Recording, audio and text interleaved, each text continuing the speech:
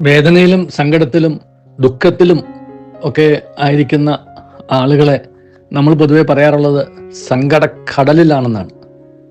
അതിൻ്റെ അർത്ഥം അത്രമാത്രം സങ്കടം, നമ്മുടെ ഭൂമിയുടെ 3 ഇരട്ടിയാണല്ലോ കടൽ, അത്രമാത്രം സങ്കടം അവരുടെ ഉള്ളിലുണ്ട് എന്നും ആ സങ്കടക്കടലിൽ നിന്ന് അപ്പുറത്ത് ഒരു തീരം കാണാൻ, ആ കടലിൽ നിന്നും ഒന്ന് കരക്കണയാൻ അവർ പറ്റാത്ത അവസ്ഥയിലാണ് എന്നുള്ളതാണ്.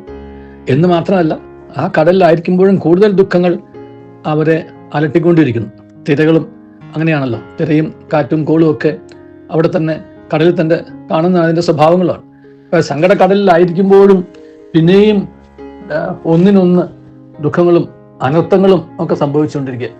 എന്തുകൊണ്ട് എന്ന ചോദ്യത്തിന് ആർക്കും ഉത്തരം പൂർണ്ണമായും ഇതേവരെ കണ്ടെത്താൻ പറ്റിയിട്ടില്ല.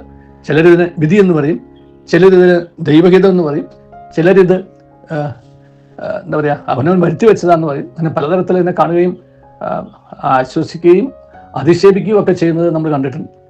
എൻ്റെ വ്യക്തിപരമായ അഭിപ്രായത്തിൽ ഇത് മൂന്നും ശരിയല്ല.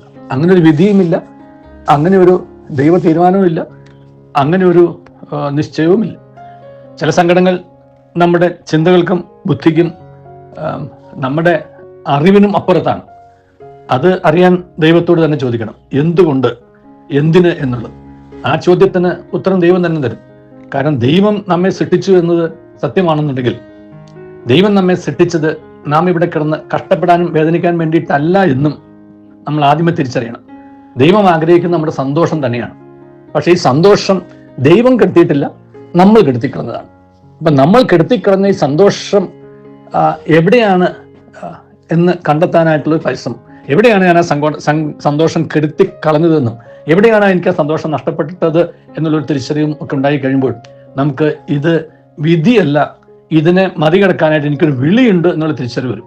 ആ വിളിയാണ് യഥാർത്ഥത്തിൽ ഈസ്റ്റർ നൽകുന്നത്, പ്രത്യാശ. ആ നിരാശപ്പെടേണ്ട, നശിച്ചു പോയിട്ടില്ല, എല്ലാം തീർന്നിട്ടില്ല, ഇനിയും അവസരമുണ്ട്. അപ്പം നിങ്ങൾക്ക് നഷ്ടപ്പെട്ടതെല്ലാം തിരിച്ചു പിടിക്കാൻ ഒരു അവസരമുണ്ടെന്നും നിങ്ങൾക്ക് നഷ്ടപ്പെട്ടതെല്ലാം തിരിച്ചു കിട്ടും എന്നുള്ള ഒരു പ്രതീക്ഷ മാത്രമല്ല, ഒരു പ്രത്യാശ തരികയും അത് സത്യമാണെന്ന് തെളിയിക്കുകയും ചെയ്ത ഒരു സംഭവത്തെ ഈസ്റ്റർ ഓർപ്പിക്കുന്നു. അപ്പം അതുകൊണ്ട് തന്നെ എൻ്റെ ചെറുപ്പ കാലഘട്ടങ്ങളിലൊക്കെ ഇങ്ങനെയുള്ളവരൊക്കെ ആശ്വസിപ്പിക്കുമ്പോൾ പറയാറുള്ളത്, ഞാൻ കേട്ടിട്ടുള്ളത്, ദുഃഖവെള്ളിയാഴ്ച കഴിഞ്ഞാൽ ഒരു ഉയർപ്പ് ഞായറാഴ്ച ഉണ്ട്, അത് ഓർത്താൽ മതി, ഈ ദുഃഖവെള്ളി കടന്നു പോകും, ഉയർപ്പ് ഞായറാഴ്ച വരും.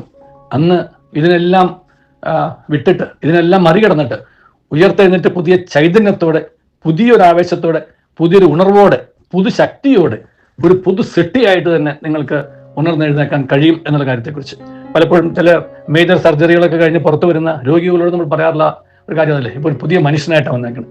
അപ്പോൾ തമാശക്ക് പറയും, വേണ്ടാത്തതൊക്കെ ഉള്ളിൽ കിടന്ന് വേണ്ടാത്തതൊക്കെ എടുത്തു കളഞ്ഞപ്പോൾ തന്നെ ആളൊരു പുതിയ ആളായെന്ന് പറയും. ഇത് ഡോക്ടർമാർ പറയുന്ന ഒരു തമാശയാണെങ്കിലും ഒരു പരമമായ സത്യമാണ്. നമ്മിൽ വേണ്ടാത്തതൊക്കെ നമ്മിൽ നിന്നും മാറ്റിക്കഴിയുമ്പോൾ നമ്മൾ നല്ല മനുഷ്യനാവും, നമ്മൾ പുതിയ മനുഷ്യനാവും. അങ്ങനെ നിരന്തരമായി നമ്മിൽ നിന്നും നമ്മിൽ ഉണ്ടാവേണ്ടാത്തതായ, അല്ലെങ്കിൽ നമുക്ക് വേണ്ടാത്തതായ, നമുക്ക് ചേരാത്തതായ, നമുക്കും ദൈവത്തിന് നിരക്കാത്തതായ കാര്യങ്ങൾ നമ്മിൽ നിന്ന് നീക്കിക്കൊണ്ടിരിക്കുന്ന പ്രക്രിയ നടക്കുമ്പോൾ അനുദിനം നമുക്ക് ഈ പ്രത്യാശയുടെ ആ ഒരു ഉയർത്തെഴുന്നേൽപ്പ് ജീവിതത്തിലുണ്ടാവും. ജീവിതം ഇങ്ങനെ നിരന്തരമായുള്ള ഒരു ഉയർത്തെഴുന്നേൽപ്പാണ്. എന്തിൽ നിന്നാണ് ഉയർത്തെഴുന്നേൽക്കുന്നത്? നമ്മുടെ അന്ധകാരത്തിൽ നിന്ന്, നമ്മുടെ തെറ്റിൽ നിന്ന്, നമ്മുടെ കുറ്റങ്ങളിൽ നിന്ന്, നമ്മുടെ ദോഷങ്ങളിൽ നിന്ന്, നമ്മുടെ പ്രശ്നങ്ങളിൽ നിന്ന്, നമ്മുടെ കയ്യിലിരിപ്പിൽ നിന്ന്, നമ്മുടെ മോശമായ മനസാക്ഷിയിൽ നിന്ന്, നമ്മുടെ കപടമായ മനസാക്ഷിയിൽ, നമ്മുടെ ചതിയിൽ, വഞ്ചനയിൽ നിന്ന്, നമ്മുടെ വൈരാഗ്യത്തിൽ, നമ്മുടെ വിദ്വേഷത്തിൽ, നമ്മുടെ എന്നുള്ളത് വലിയൊരു സന്ദേശം.